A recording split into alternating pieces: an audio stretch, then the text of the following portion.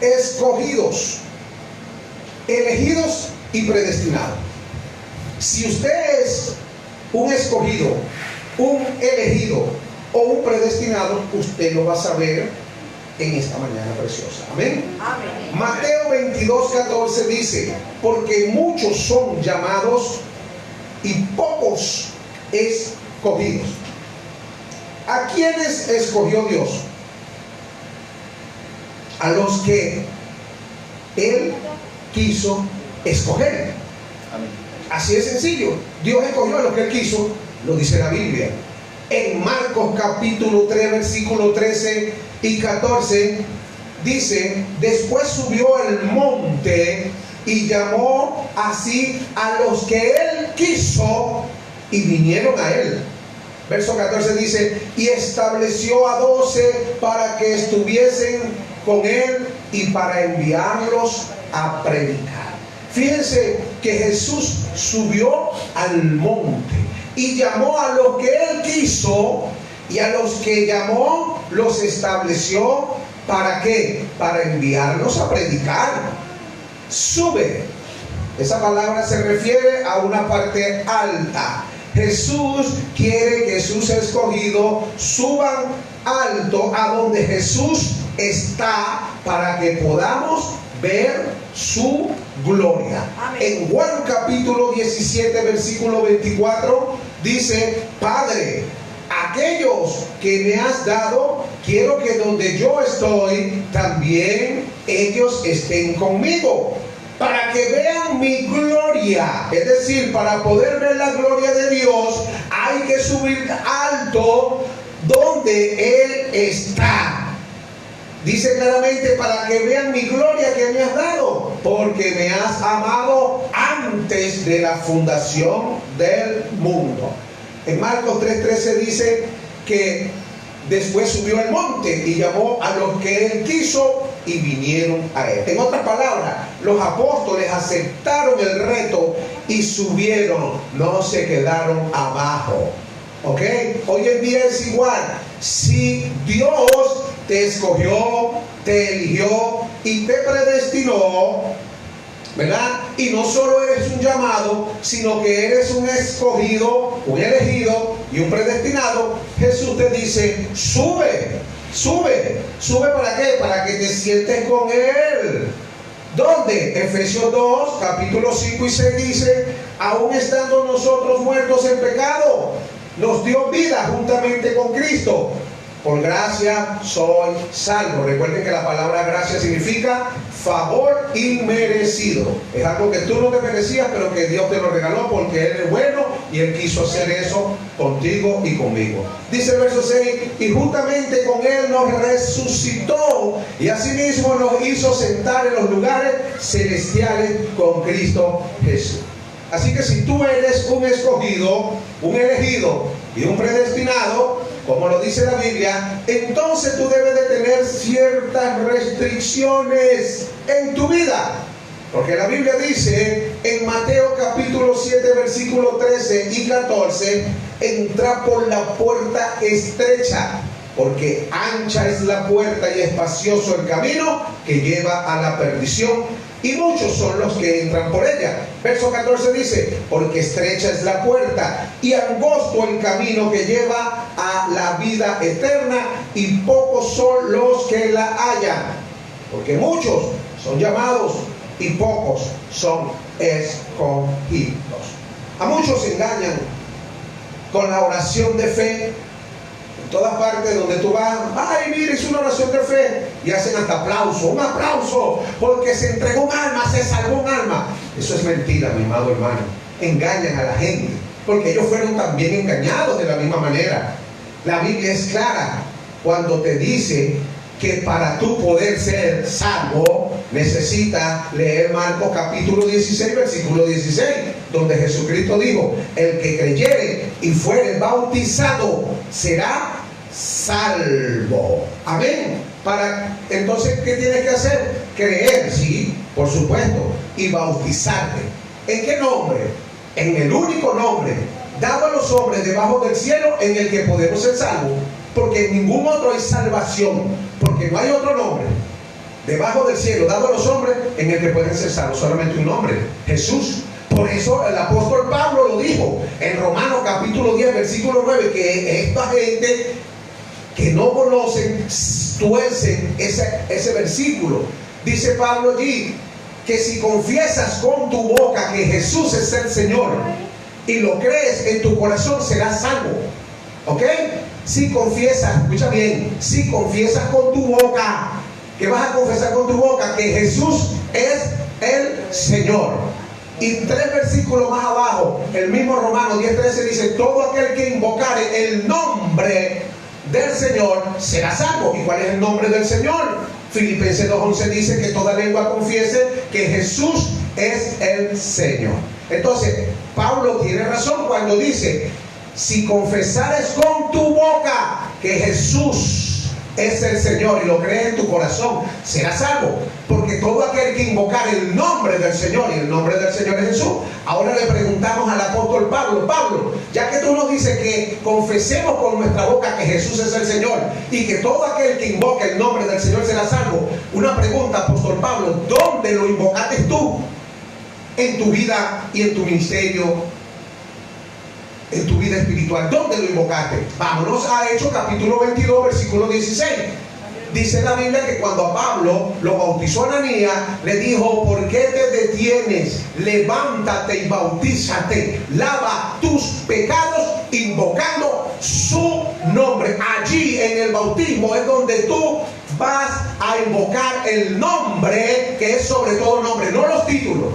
Porque Jesucristo en Mateo 28:19 dio una orden, dijo, id y hacer discípulos a todas las naciones, bautizándolos en el nombre, escuchen bien, nombre, ni siquiera hay una S, es decir, no es singular, perdón, no es plural, es singular, en el nombre, un solo nombre, del Padre, del Hijo y del Espíritu Santo. No era repetir como un loro Padre, Hijo y Espíritu Santo, mucho menos Padre no es nombre, Hijo no es nombre. Los apóstoles tenían que saber cuál era el nombre que hay que invocar para ser salvo en el momento del bautismo. Y por lo tanto, desde Hechos capítulo 2, verso 38, comienza el apóstol Pablo, lleno del Espíritu Santo, a predicar y anunciar las buenas nuevas, diciendo, arrepentidos y bautícese cada uno de vosotros en el nombre de Jesucristo. No Padre, no Hijo, porque esos no son nombres, esos son títulos de nuestro Dios. Nuestro Dios es Padre, es Hijo y es Espíritu Santo, pero Él tiene un nombre. El único nombre dado a los hombres en el que podemos ser salvos es Jesús. Pablo lo dijo en Romanos capítulo 10, versículo 9. Si confesares con tu boca que Jesús es el Señor, y Hechos 2:21 dice que todo aquel que invocar el nombre del Señor será salvo. Romanos capítulo 10, versículo 13. Todo aquel que invocare el nombre del Señor será salvo. Pablo lo dice en Hechos 19, si confiesas con tu boca. Tienes que confesarlo. ¿Dónde lo confesaste tú, Pablo?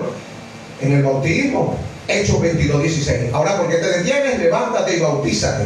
Lava tus pecados invocando su nombre. Así que hay muchas falsas doctrinas inventadas por los hombres. Por eso la Biblia es clara cuando Jesucristo dijo en Mateo capítulo 15, versículos 8 y 9, este pueblo de labios me honra, pero su corazón está lejos de mí. En vano me honran, porque tienen como doctrina mandamiento de hombres. Así que muchos se engañan con esa oración de fe y aplauden y aquella alegría, y la gente sigue escuchando la misma música, sigue bailando el mismo reggaetón y todo está chévere. Yo no soy legalista, esta es una iglesia libre, nosotros somos una iglesia libre, nosotros somos una iglesia de la gracia, pero déjame decirte que porque seamos libres, la Biblia dice en Gálatas capítulo 5, versículo 13, porque vosotros, hermanos, a libertad fuisteis llamados. Solamente que no uséis la libertad como ocasión para la carne, sino servíos por amor los unos a los otros. Tenemos que tener ciertas limitaciones, porque cuando tú eres escogido, cuando tú eres elegido y cuando tú eres predestinado, las cosas cambian. Debes de abstenerte de muchas cosas. Hay muchas cosas de las cuales la persona que es escogida, elegida y predestinada debe de abstenerse. En 1 Corintios capítulo 9, versículo 22 en adelante dice, Me he hecho débil a los débiles para ganar a los débiles. A todo me he hecho de todo para que de todos modos salve a algunos. Dice, y esto hago por causa del Evangelio, para hacerme copartícipe de él. ¿No sabéis que los que corren en el estadio todos a la verdad corren, pero uno solo se lleva el premio? Corred de tal manera que lo obtengáis. Todo aquel que lucha de todo se abstiene. Ellos a la verdad para recibir una corona corruptible, pero nosotros una incorruptible. Así que yo de esta manera corro, no como a la aventura, de esta manera peleo, no como quien golpea el aire, sino que golpeo mi cuerpo y lo pongo en servidumbre, no sea que habiendo sido heraldo para otro, yo mismo venga a ser eliminado. Así que hay que abstenerse de muchas cosas cuando tú eres escogido, cuando tú eres elegido y cuando tú eres predestinado. Porque si eres llamado, puedes hacer lo que quieras. ¿Ok? Y no te preocupes, eres llamado, muchos son llamados, pero si eres escogido, te estoy diciendo que la cosa cambia. ¿Ok? El falso evangelio te hace sentir bien, aunque en realidad la persona vaya al infierno. El falso evangelio te hace sentir bien, te dicen que todo está bien. Es mejor que te enseñen la verdad, que tú revises si eres escogido, eso lo vas a saber tú, si eres elegido o si eres predestinado. Porque si eres llamado, tranquilo, muchos son llamados, no hay problema, pero pocos son los elegidos. Yo creo que usted aquí, todos los que estamos y los que me están escuchando en esta hora, son escogidos, elegidos y predestinados. Amén. Por eso el Señor Jesucristo dijo en Mateo 7, 22 y 23, muchos me dirán en aquel día, Señor, Señor, ¿no profetizamos en tu nombre? Y en tu nombre echamos fuera demonios, y en tu nombre hicimos muchos milagros. Entonces le declararé, nunca os conocí, apartaos de mí, hacedores de maldad. Si tú realmente eres un escogido, un elegido o un predestinado, vas a tener que abstenerte de muchas cosas que otros pueden hacer, pero que tú no. Así de sencillo, otros lo pueden hacer, pero tú no. Podemos ver algunos ejemplos de Sansón. Miren, los mensajes ocultos en la vida de hombres de Dios como Sansón, un ejemplo, hablan más que 1000 palabras. Es decir, tu testimonio habla más que lo que tú predicas. Amén. ¿Ah? Hay que aprender entonces a extraer el mensaje que ellos nos comunicaron. ¿Ah? No verbalmente, pero sí vivencialmente. La vida de ellos en la Biblia, a veces hay cosas que no dijeron, pero son más las cosas que hicieron que las que dijeron. Jesús dijo más con lo que hizo que con lo que habló. Tú ves las letras rojas en la Biblia, son pocas. Eso es lo que Jesús hablaba, la resaltan. Muchas Biblias traen resaltadas las letras rojas, es donde se refiere a lo que Jesús habló. Y son pocas. Pero los hechos de Jesús fueron más que sus palabras. En Juan capítulo 21, versículo 25, dice, y hay también otras muchas cosas que hizo Jesús, las cuales si se escribieran una por una, pienso que ni aún en el mundo cabrían los libros que se habrían de escribir. O sea que Jesús hizo más con sus hechos que con sus palabras. Así que nosotros y los hombres de Dios en la Biblia hicieron o dijeron más con sus hechos que con sus palabras.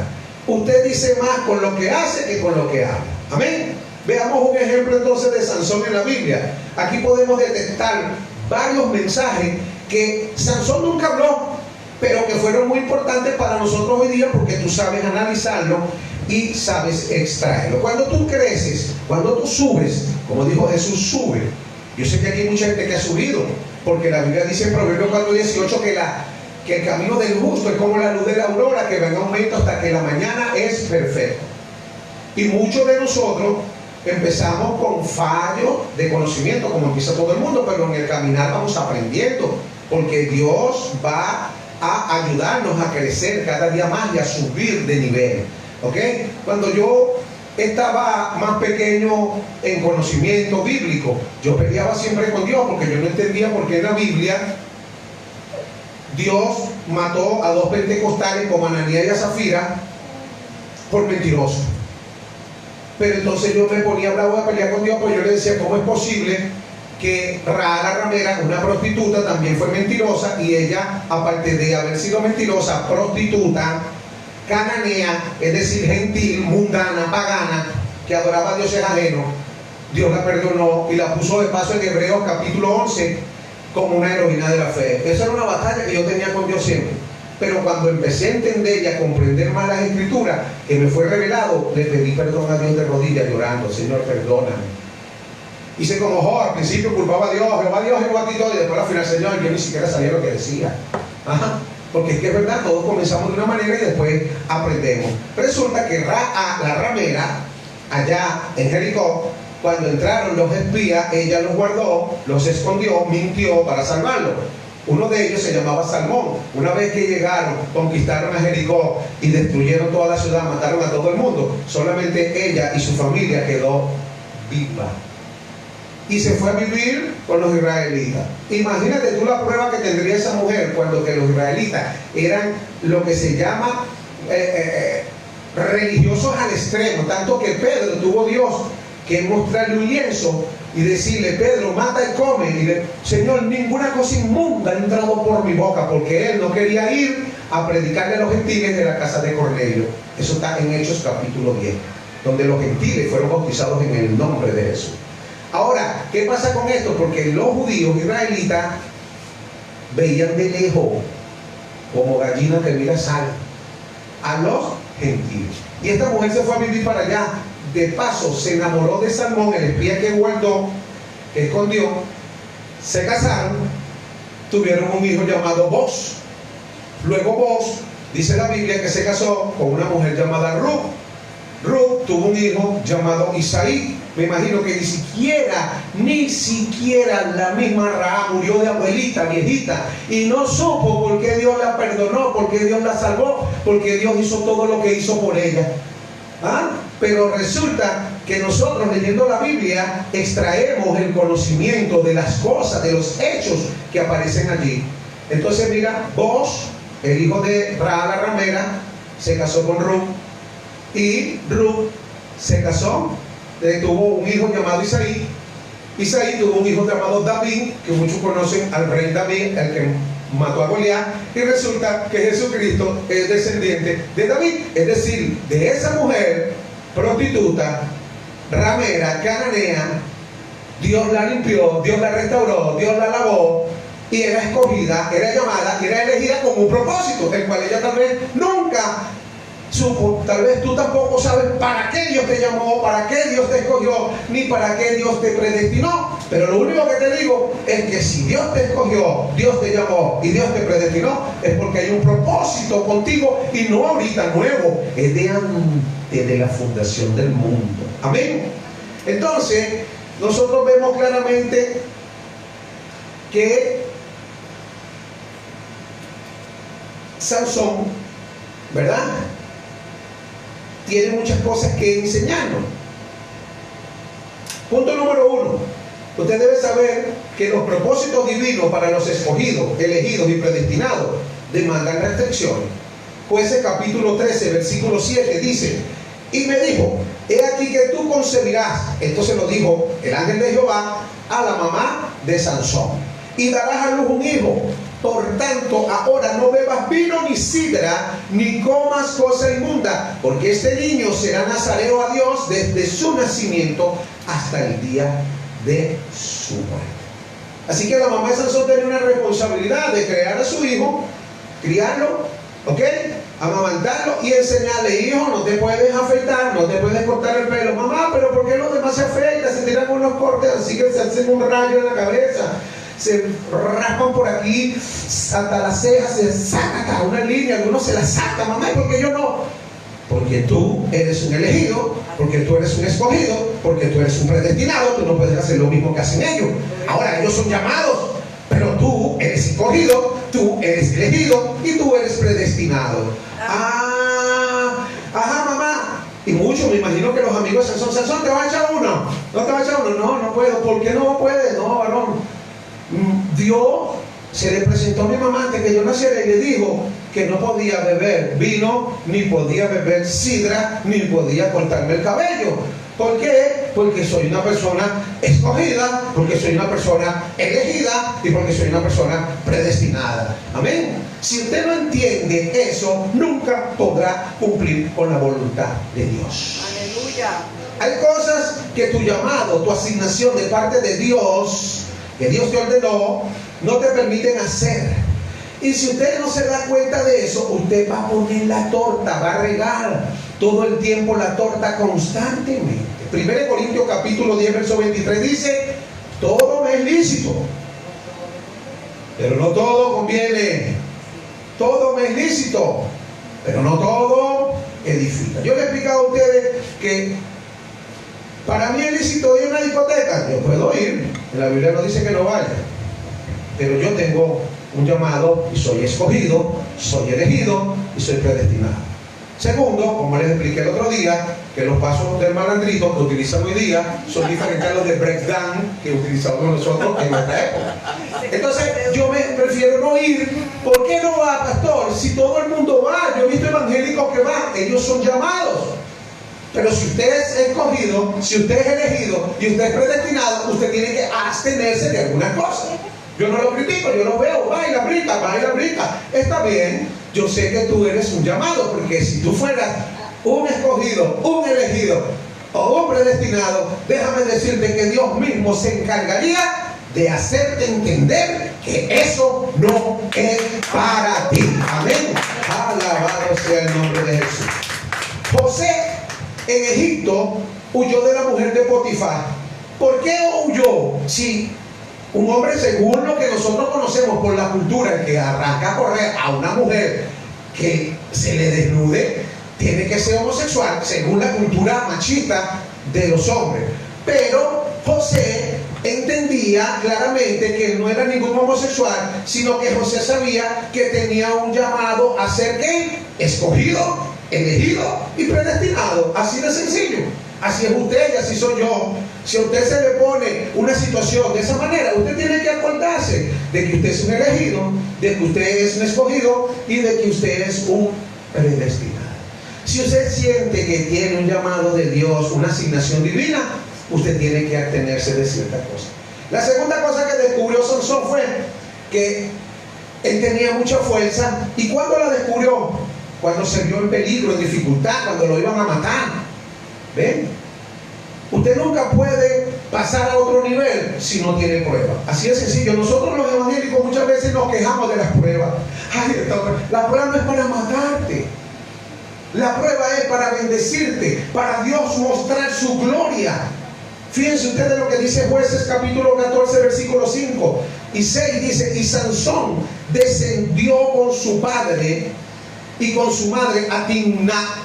Y cuando llegaron a las viñas de Timnat, he aquí un león joven que venía rugiendo hacia él. Y el Espíritu de Jehová, ahí donde viene, intercede Dios, ¿está viendo? El Espíritu de Jehová vino sobre Sansón, quien despedazó el león, como quien despedaza un cabrito, sin tener nada en su mano, y no declaró ni a su padre ni a su madre lo que había hecho. Entonces, si usted no tiene prueba, nunca puede ver el poder de Dios sobre su vida. Como Sansón era la primera vez que Dios manifestaba su poder sobre Sansón. Y era un niño. Era la primera vez que manifestaba. Pero ¿cómo vio? En el momento que el león rugiente. ¿Quién es el león rugiente? Si usted lee 1 Pedro 5:8 dice, sed sobrios y velad, porque vuestro adversario el diablo, como león rugiente, anda buscando a quien devorar. Así que cuando el diablo venga contra usted como un león rugiente, usted va a ver el poder de Dios en su vida y sabrá que más poderoso es el que está con nosotros que el que está en el mundo. Una vez saliendo yo de Patanemo, cuando estaba en el centro de rehabilitación de Patanemo, una tarde voy saliendo y de repente siento la presencia de Dios pero fuerte en mi vida, en el camino, y me detengo. Y yo quería seguir caminando, pero se me cayó hasta el koala, se despegó así. Y cuando me agacho a recogerme, me detengo, siento y empiezo a hablar en lengua. Cuando veo así más adelante, que me quedo parado, una culebra, pero grandísima, que si no me detiene, ahí vi el poder de Dios para que no me matara ese animal. He visto la gloria de Dios en muchas oportunidades. Un día en una camioneta de pasajeros sentí la presencia de Dios, estaba sentado en el asiento de atrás y empecé a hablar en lengua. Y yo, ¿qué pasa? Dios mío, se montaron unos asaltantes, robaron a todo el mundo de mí y me vieron. Gloria a Dios. Entonces, ¿dónde tú ves la gloria de Dios? ¿Dónde tú ves el poder de Dios? En el momento de la dificultad. Mira, todos debemos saber que todos los milagros que Dios hace comienzan con un problema. Usted quiere ver un milagro de Dios. Todos los milagros de Dios comienzan con un problema. Los milagros de sanidad comienzan con una enfermedad, ¿o no? Los milagros de provisión comienzan con escasez, ¿o no? Vea la Biblia para que usted vea. Donde hubo un milagro de sanidad, un paralítico caminó, era porque estaba enfermo. Entonces todos los milagros de Dios comienzan con un problema. Así que los problemas vienen para que la gloria de Dios se manifieste. Eso lo dice Juan capítulo 9 versículo 1 al 3. Dice que al pasar Jesús vio a un hombre ciego de nacimiento y le preguntaron sus discípulos diciendo: Rabí, ¿quién pecó, este o sus padres, para que haya nacido ciego? Respondió Jesús: no es que pecó este ni sus padres, sino que para que las obras de Dios se manifestasen en él. Así que no hay victoria sin batalla. La vida se endulza con las victorias espirituales. Recuérdese de eso. Después de la victoria es que tú puedes saborear el dulce, ¿me entiendes?, que te deja la victoria después de la batalla. En Jueces 14, 8, 9 dice: y volviendo después de algunos días para tomarla, se apartó del camino para ver el cuerpo muerto del león. El león que había matado a Sansón iba otra vez por el mismo camino con su padre, pero esta vez se apartó escondido para ver el cuerpo muerto del león que él mismo había matado con sus propias manos. Y aquí que el cuerpo del león había un enjambre de abejas y un panal de miel. Verso 9 dice: y tomando en sus manos se fue comiendo por el camino, y cuando alcanzó a su padre y a su madre, le dio también a ellos para que comieran miel. Mas no le descubrió que había hecho o de dónde había sacado aquella miel del cuerpo del león. ¿Ven? Entonces que las bendiciones, la prosperidad de los cristianos viene a causa de las victorias espirituales. Cuando vamos o vemos a un cristiano surgir, prosperar o avanzar, no crea que es porque Dios es más bueno con él que contigo, no. Esa persona, primero que nada, ha prosperado porque ha luchado las batallas que ha tenido que luchar, ¿ok? Y ha obtenido su victoria con la ayuda de Dios. Así que nada puede recibir el hombre que no le sea dado de parte de Dios. Para tú poder comer y disfrutar la miel, tú tienes que matar a tu león. A ese león tú tienes que matarlo. Después, sobre el cadáver de ese león va a estar lo dulce de la miel para que tú puedas comer. Y no nada más comer tú, sino también darle a tus padres.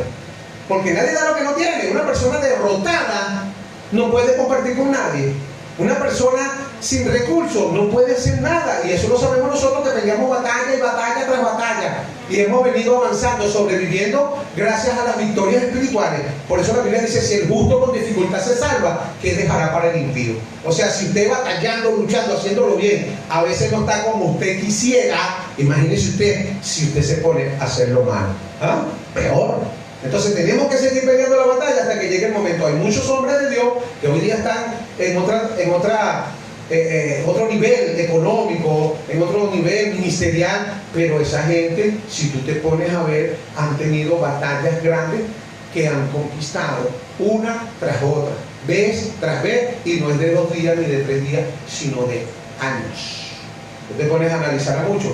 Bueno, cuando tú vas a doblar, yo siempre he puesto ese ejemplo, cuando tú vas a enderezar una camilla que está doblada, mientras más doblada esté, más fuego necesita, más soplete tienes que meter para calentar, y después más martillazo para enderezarla. Hay unas camillas que están media dobladas. Hay gente que nació prácticamente en el Evangelio a los 15 años, pero hay algunos que vinimos al Evangelio, pero torcido como un caracol de cocina, que quiere meterle fuego para darle martillo. Entonces el proceso de cambio, de transformación, de regeneración en escogidos que llegaron en el pasado a un nivel más chueco, lamentablemente es un poquito más doloroso que para otros que vienen llegando al Evangelio.